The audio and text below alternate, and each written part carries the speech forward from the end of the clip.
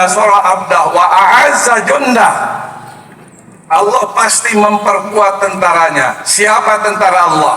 Tentara Allah itu adalah orang yang beriman. Tentara Allah itu orang Islam yang beriman. Tentara Allah itu orang Islam yang taat kepada Allah dan Rasulnya. Itu wa a'azza jundah. Insyaallah tentara-tentara Islam, tentara-tentara dalam bentuk keimanan yang kuat bagi orang-orang yang beriman akan a'azza jundah, a'azzallahu jundah.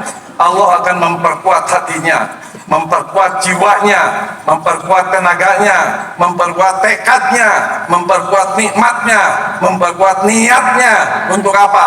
Untuk berkorban karena Allah. Itulah wa'azza jundah.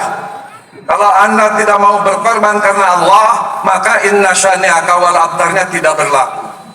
Inna syani'aka wal abtar, orang yang benci itu akan hancur. Orang yang benci terhadap Islam akan hancur dengan catatan tadi, fasolli li rabbika wanhar. Orang yang merokok tiap hari wajib berkorban. Merokok itu paling tidak sehari 20.000. Setahun berarti sekitar 7 jutaan lebih. Padahal domba itu hanya 3 juta, itu yang sudah hebat. Kalau orang yang suka merokok taban hari lantas tidak berkorban, dia melecehkan tentang hukum berkorban. Dan Rasul dalam kaidah ini mengkritik keras. Mawajada sa'atan, siapa yang punya kemampuan, kemudian mereka tidak berkorban. Kata Rasul, fala yaqrabanna musallana, jangan dekat-dekat ke tempat sholat kami. Itu gambaran betapa kita harus berusaha keras untuk berkorban. Berkorban domba itu kecil, berkorban kecil, berkorban kambing, berkorban unta, berkorban sapi itu kecil. Yang susah itu berkorban jabatan, berkorban pikiran, berkorban kekuasaan, berkorban kekayaan, berkorban kepandaian. Itu jauh lebih besar. Orang yang berani mengorbankan kekuasaan lantaran dia menuju kepada kebenaran dan keadilan, itulah fasolli li rabbika wanhar.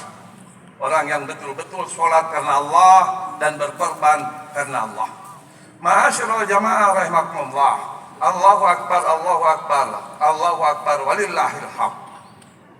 Disebutkan tadi janji Allah, wala yaj'alallahu lil kafirina alal mu'minina sabila.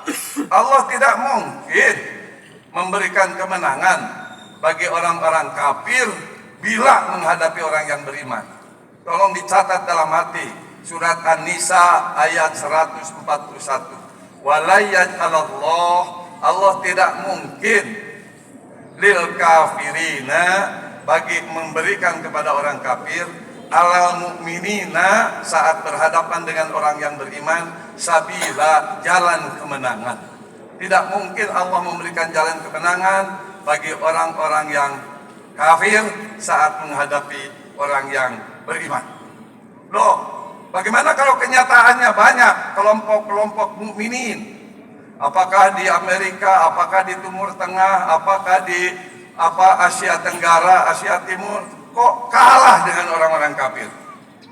Menurut Al-Quran, kalau orang yang beriman kalah oleh orang-orang kafir, itu karena ada penyakit di masyarakat kaum muslimin. Apa penyakit yang ada pada kaum muslimin sehingga orang yang beriman dikalahkan oleh orang-orang kafir?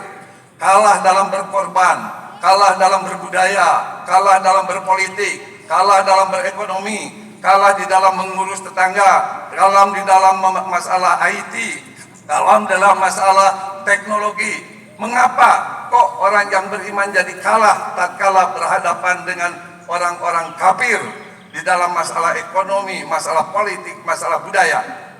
Disebutkan di dalam Al-Quran, mereka orang yang beriman kalah karena di dalam kelompok manusia mukmin ada orang munafik. Na'udzubillahi min dzalik. Janganlah kita jadi manusia munafik yang suka berdusta, yang suka menyalahi janji, suka mengingkari janji, dan suka mengkhianati amanat. Sebab kalau seandainya dalam diri kita ada sifat-sifat munafik, maka batallah janji Allah yang menyatakan bahwa wala yaj'alallahu lil kafirina 'alal mu'minina sabila. Allah tidak mungkin memberikan jalan kemenangan bagi orang-orang kafir saat menghadapi orang-orang yang beriman.